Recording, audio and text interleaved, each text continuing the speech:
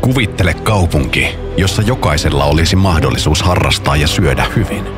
Kaupunki, jossa kaikki lapset ja nuoret voisivat kasvaa terveellisesti ja turvallisesti. Tämä on visio, joka jää liian monelle lapselle ja nuorelle vain haaveeksi. Haave on otettava vakavasti.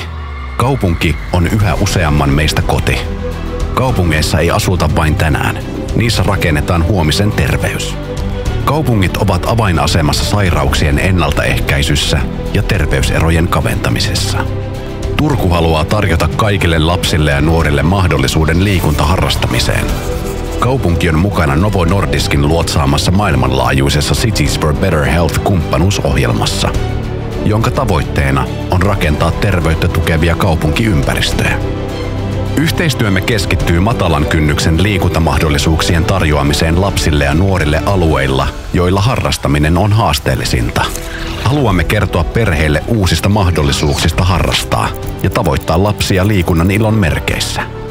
Terveempi tulevaisuus ei synny itsestään. Se rakennetaan tänään.